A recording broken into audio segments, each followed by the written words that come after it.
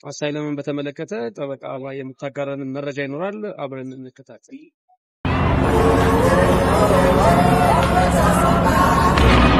This is America.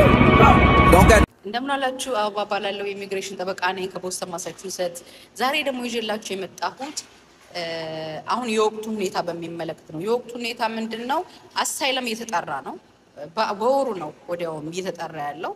ፊንገር መጀመሪያ ፋይል ታረጋላችሁ፣ ከዛ በኋላ ፊንገር ፕሪንት፣ ከዛ ወዲያው ነው ኢንተርቪው የሚመጣውና ያ በሚመጣበት ጊዜ ምንድነው ኤክስፔክት ማድረግ ያለብን የሚለው ነው። መጀመሪያ የአሳይለም ከተሞላ በኋላ ቀጠሮ ይሰጧችሁና የተወሰነ ጊዜ ውስጥ ይሄንን ማስረጃ አስገቡ። within 2 weeks ቀጠሮ ከሁለት ሳምንት በፊት ማስረጃ አስገቡ ይባላል። ያ ዲቴይልድ ሆነ የደረሰባችሁትን አፊዴቪት ፐርሰናል ስቴትመንት አለ፣ ካንትሪ ኮንዲሽን አለ። ሚኒንግ ይሄ የተናገራችሁትና የሀገሪቷን ሁኔታ የሚያሳይ ማለት ነው። አንድ አይነት ነው ወይ እሷ የተናገረችው ነገር በአሁኑ ሰዓት እየተካሄደ ያለ ነገር ነው ወይ ሚለውን በካንትሪ ኮንዲሽን ማለት አርቲክል ዩናይትድ ኔሽን የጻፈው ሊሆን ይችላል፣ አምነስቲ ኢንተርናሽናል የጻፈው ሊሆን ይችላል፣ ሂውመን ራይት ዋች፣ የተለያዩ እነዚህ ክሬዲብል የሆኑ ሶርሶች ስለዛ አገር የጻፉት ነገር እና እናንተ ደረሰብን ካላችሁ ጋር ተመሳሳይ የሆነ ነገሮች እሱን ያሳያል ማለት ነው። አንድ እሱ ነው። ሁለተኛ ነገር ምንድነው? ኢንተርቪው በምትሄዱበት ጊዜ ምንድነው የሚጠይቀው? ያንን ዶክመንት ካስገባችሁ በኋላ ካንትሪ ኮንዲሽኑን ካስገባችሁ በኋላ ኢንተርቪው ኮንሲደርስ ምንድነው የሚጠብቀው? ኢንተርቪው ቀን ስንገባ በብዛት ወይ ጧት ያነቡታል ያ ኦፊሰር ያንን ያቀረባችሁትን፣ ወይ ደግሞ ከዛ በፊት አንብቦት ይመጣል። እንደሱ ቢሆን ጥሩ ነው። ታሪኩን አንብቦት ይመጣል። ወይ ካልሆነ ደግሞ ያን ቀንም ሊያነበው ይችላል።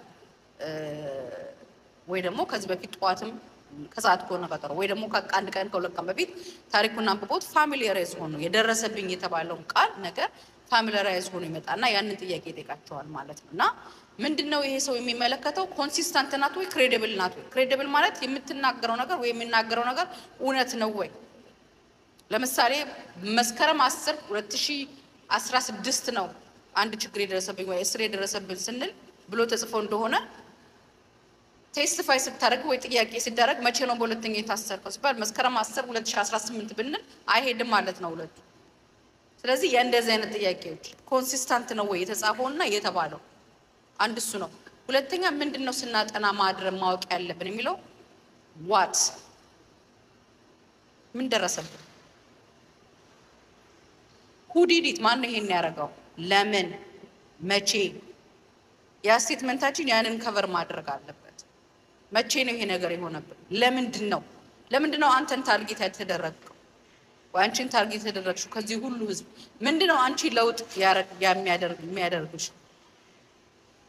ሳሌ መንግስት አንድ ነገር አድርጎብኛል እኮ ያ መንግስት አንቺን ለምን አንቺ what are you different from why are you different from everybody else? ምናልባት የተሳተፍሽው ነገር አለ። ምንድነው የተሳተፍሽው? ለምሳሌ የፖለቲካል ሜምበር አባል ወይ የሆነ ነገር አባል ላይ ሆነ መቼ ነው ይሄን አባልነት ይሰውልሽ? ይሄን አባልነት በምትሆኝበት ጊዜ ምን አደረግሽ? አንቺን ታርጌት ሊያደርግሽ የሚችሉ ነገሮች ጀነራሊ እንደዚህ ስለሆንኩ ብቻ እንደዚህ ደረሰብኝ በቂ አይደለም። it has to be detailed, it has to be explained። ያንን ተዘጋጅታችሁ መግባት አለባችሁ ማለት ነውና ያ ኢንተርቪው ካለቀ በኋላ ምን ይሆናል ለሚለው ነገር ሁለት ነገር አለ። አንደኛው ምን ይላል ኦፊሰሩ ካለቀ በኋላ ኖርማሊ ብዙ ጊዜ ወዲያው ውሳኔ አይሰጡም። በዚህ ቀን መታችሁ አንዳንዴ በዚህ ቀን መታችሁ ውሳኔ ውሰዱ ሊሉ ይችላሉ። ወይ ደግሞ ካልሆነ ወደ ኢሚግሬሽን ኮርት ሪፈር እናደርገዋለን ሊሉም ይችላሉ። ና ወይ ካልሆነ ደግሞ ሪኩዌስት ኦፍ ኤቪደንስ ይልካሉ ማለት ነው ኤክስፕሌን እንድታደርጉ። ሪኩዌስት ኦፍ ኤቪደንስ የሚላክላቸው ሰዎች ወይ ደግሞ ሪኩዌስት ኦፍ ኤቪደንስ ማለት ተጨማሪ ማብራሪያ የሚላክላቸው ሰዎችና ይሄን አስረዱ የሚባሉት እነማን ናቸው? እነዚህ የሚባሉት ሰዎች ለምሳሌ ቪዛቸው ኤክስፓየር ሳያረግ የ6 ወር ቪዛ ነው የሚሰጠው I-94 ላይ ስትገቡ ያ ቪዛ ኤክስፓየር ሳያረግ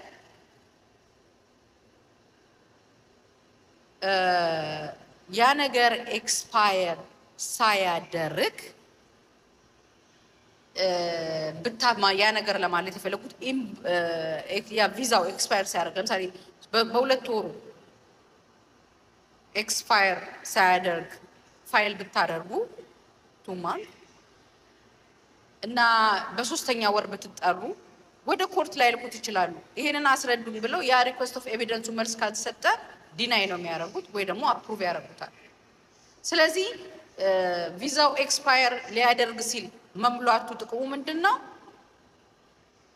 እስኪ ትጠሩ ቪዛውን ፊንገርፕሪንት እስክትሰጡ ምናምን ያለው ጊዜ ወደ ጊዜውን የቪዛውን ሰዓት ያሳልፈዋል። ከዛ በኋላ ወደ ኮርት ይሄዳል ማለት ነው። አትሊስት ሁለተኛ ቻንስ ይሰጣቸዋል ኢሚግሬሽን ኮርት። እና ብዙዎቻችሁ ከዚህ በፊት እንደዚህ አይነት ኤክስፒሪየንስ ያላችሁ ሰዎች ብትመለከቱ ዩኤስሲአይኤስ ኦፊስ ቢከለክልም እንኳን ኖርማሊ ኬዙ ጥሩ ከሆነ that's what's so important ኬዙ ጥሩ ከሆነ ኢሚግሬሽን ኮርት ላይ ታልፋላችሁ ልታልፉ ትችላላችሁ በደም ተቀርቦ ገባ ማለት ነው።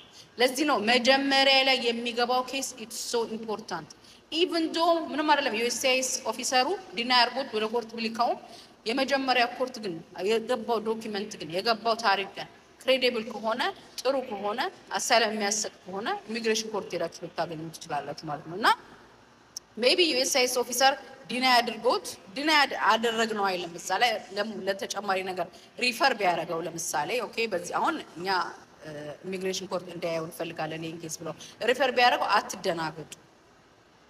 ሆፕፉሊ ይሄ ኬስ መጀመሪያ ላይ ገባው ጥሩ ኬስ ከሆነ አሳይለም የሚያሰጥ ኬስ ከሆነ ለምሳሌ በፖለቲካል ኦፒኒየን በፓርቲኩላር ሶሻል ግሩፕ የሚባሉ የተለያየ ኤሌመንቶች አሉ።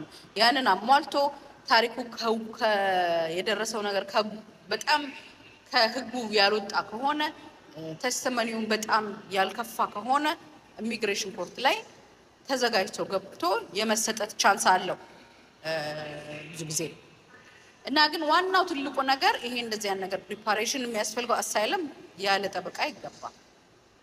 ኢንተርቪው ስትገቡ ያለ ጠበቃ ገባለሁኝ የሚል ነገር እንኳን ቢል ስፔሻሊ ኢንተርቪው መጀመሪያ አሳይለሙን ግን በደንብ መጻፉን መፕሪፔር መደረጋችሁን ወቁ።